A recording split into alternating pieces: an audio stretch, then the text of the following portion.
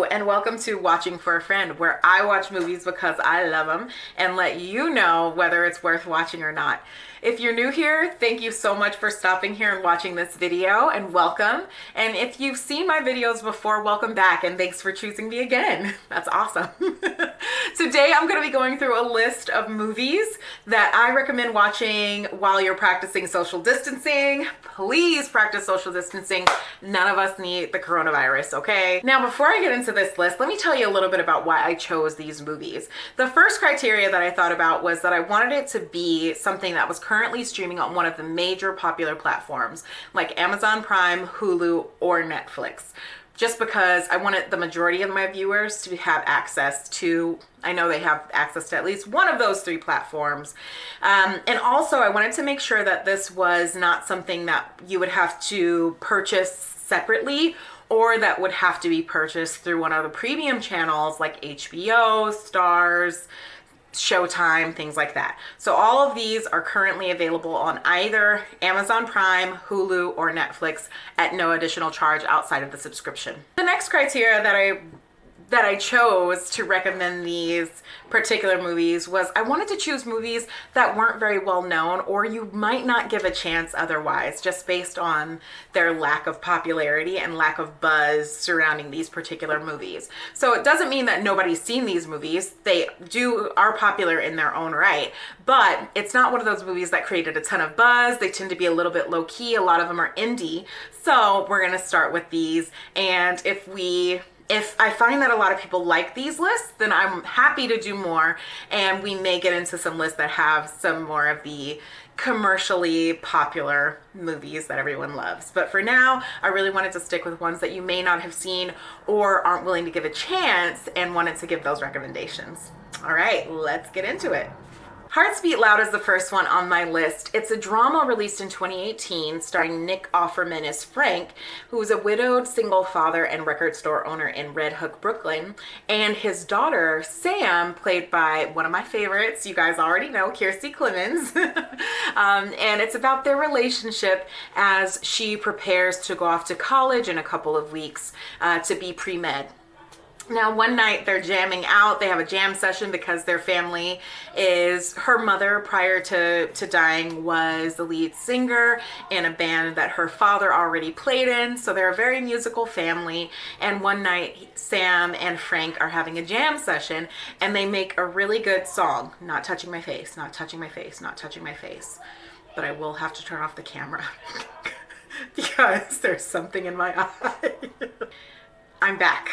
Okay, there was something in my eye. I need to go wash my hands to touch my eye because I don't want coronavirus. Got it? Don't touch your face without washing your hands. Okay, so anyway, where was I? So anyway, they are a very musical family, and during a jam session one night, they actually make a really good song. And this excites Frank. He actually uploads this song onto Spotify against Sam's will. She was just like, that's a jam session, I'm just trying to have fun with you. But Frank actually uploads it to Spotify. It gains some traction online, and the song becomes pretty popular to the point where they get offered a record deal as this father-daughter band duo. Now, this really excites Frank because his heart is really in playing music. Even as a record store owner, he's not completely fulfilled. Now, Sam, on the other hand, her heart is in becoming a doctor. That's what she wants to do, and playing music is just something that she liked to do on the side. So she isn't as excited about this as Frank is. I really like this movie because I loved the relationship between Frank Offerman and Kiersey Clemons. I thought they had really great on-screen chemistry, really felt like they could be father and daughter.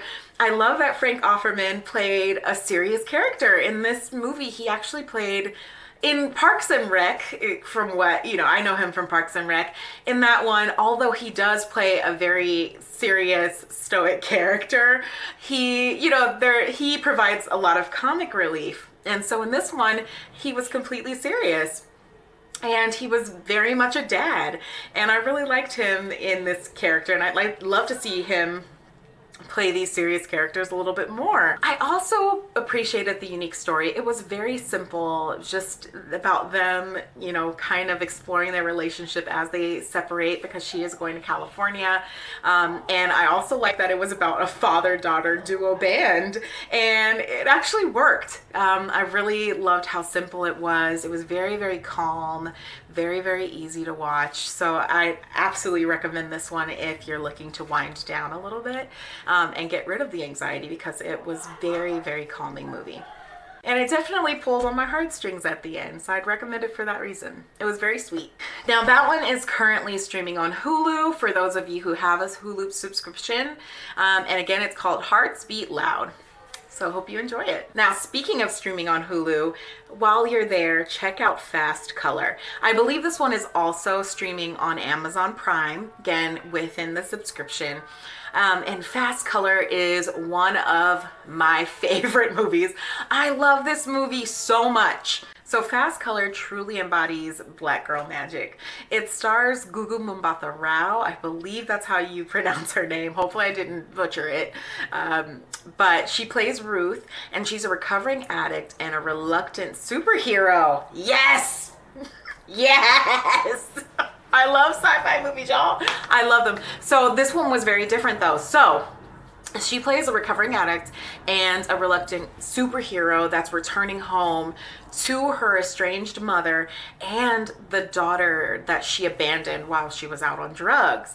So it's really interesting to see her come back and see these dynamics between her mother, who cares for her so much, and who's actually been raising her daughter, who's now, she looks to be preteen, maybe like 11 or 12. She's now a preteen, and she's returning back to this home with this daughter that really doesn't know her, and this mother that really cares for her so much. And she's on the run because she finds out that scientists are actually trying to track her down, because she's been causing these really huge earthquakes wherever she goes. So she heads back to her mother, who lives in kind of a deserted farm that her family owns. Now, her mom is played by Lorraine Toussaint, who's a very well-known actress, and her name is Beau, and she's raised Ruth's daughter from infancy. So she really is this kind of maternal woman who really cares for her daughter and her granddaughter very much. Okay, once Ruth gets back home, we as the audience realize that these powers that she has are actually part of a maternal bloodline. So not only does she have these powers, but her mother and her daughter have these powers to some extent. So Ruth tries to mend the relationships with her mother and her daughter, all while under the tutelage of her mother, to try to gain control over these powers that are becoming even more and more dangerous for her. This movie is emotional, it's smart, it's well executed, it blends sci-fi with drama, and I just thought they did a really, really wonderful job at really capturing the complexities of, you know, the aftermath of addiction. They could have actually gone a little bit deeper. I think they actually glazed over a lot of the aftermath of addiction. I really wish they would have delved a little bit deeper, but the highlight of this movie is the fact that these women are magical and they have these magical powers. We never find out how they got these magical powers, but the movie is left open-ended to some extent. So I believe that there actually are some opportunities to open this up to another world. And I would love to see a sequel, or even a spiritual sequel, where we look at people, you know, at other aspects of these powers and how they receive them. But overall, really wonderful movie. I highly, highly recommend it because it is a story that needs to be told that hasn't been told. So I hope you guys look out for that one. And again, Hulu, Amazon Prime, you can find it now. Next on the list is Time Trap. Time Trap is a sci-fi movie about some college kids and a few younger kids exploring this cave system looking for their lost professor. Now, while they're down there, they get caught in this weird time continuum, and the deeper they go into the cave, the faster time moves around them. Now, I'm going to ask you guys to reserve judgment on this one because it did have a Disney Channel original movie quality to it. It was definitely didn't have the highest production quality, and it didn't have any very well-known stars in it, so you can tell the budget wasn't very high up there, but I do think that they did a lot with the budget that they did have, and it did have a PG-13 rating, but it still felt a little made for TV after school special at some points, just because of the dialogue and just kind of the things that they did. So don't judge me on that one. Give it a chance. It was definitely worth watching. The pacing was really good. I thought the story had definitely some unique twists and turns to it, and overall it did exactly what I want sci-fi movies to do, and that is put a unique spin on something that's already been done before. We've seen a billion time travel movies, but this one actually went into some different directions that we don't see very often or haven't seen before at all. So I really loved it for that reason. So stick around till the end of this one. I promise you it will be worth it. Next on the list is The Fits. So The Fits is a movie that was released in 2015. It's an independent movie, and this movie is about an 11-year-old tomboy named Tony who has been in the boxing world because of her older brother, but there's a dance team that practices in the same gym as her, and she gets mesmerized by these young ladies who are on this dance/drill team. Now she joins them, and she actually ends up making the team and makes a lot of new girlfriends on this team, and she really enjoys being around all of these young ladies as opposed to being in the male-dominated world of boxing. But soon after she joins this dance team, the girls start getting something called the fits, which is kind of like a seizure or, some type of, episode where they end up fainting and falling out. And so it's this kind of mysterious thing that continues to happen with the adolescent girls in this particular area. And there's a lot of fear from Tony that she's going to get the fits. And so what I really liked about this movie is that it did keep you guessing throughout the whole thing, but at the heart of it was a coming of age story about Tony kind of wanting to turn into a young lady when she's been in this world kind of, going along as this very simple tomboy. And so it is a coming of age story. And I actually loved the last 5 to 10 minutes. I thought it was really beautiful. And a really, really good movie. So I highly recommend it for that reason. Very, very well written. So last on my list is Nerve. And if you haven't heard of Nerve, it stars Emma Roberts and Dave Franco as these teenagers that ends up playing this kind of edgy and dangerous virtual game that gets them to basically play, it's like Truth or Dare.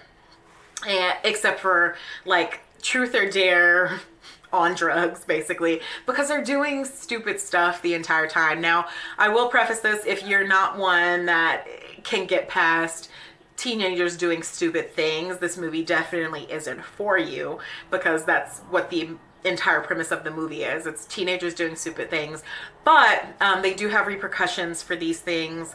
And overall, I thought Emma Roberts did a really great job at her acting. I really like Dave Franco's character, and overall I really like the people that were playing in the movie and how, the character arcs in the movie I thought did really good. And I just think it's a fun watch, and it has some really great music in it, and the visuals are really fun to watch as well. It has like a lot of neon visuals and has kind of that club feel that is just kind of fun to watch. So great music, semi-good story, pretty good acting. So I'm not putting these in any particular order that you have to watch, but if you're looking for a fun movie that will kind of uplift you and has like, some good pacing, I highly recommend Nerve. Okay, so those are the 5 movies that I have for you today. If you want to see more lists of things that I would recommend watching during the coronavirus quarantine, or if you are trying to practice social distancing and want more recommendations, please feel free to let me know down in the comments, and let me know what else you want to see from me, even if it's not these lists. If you have a movie that you want to see me review, let me know down in those comments. So be safe out there, my friends. Really appreciate everyone doing their part to social distance and keeping our loved ones safe. We don't want our parents, our children, our grandparents, our cousins, brothers, friends. We don't want anybody getting sick from doing any more damage. So please do your part to social distance and stay inside and watch some movies. Let me know what you think. All right, you enjoy and have a wonderful day. Bye-bye.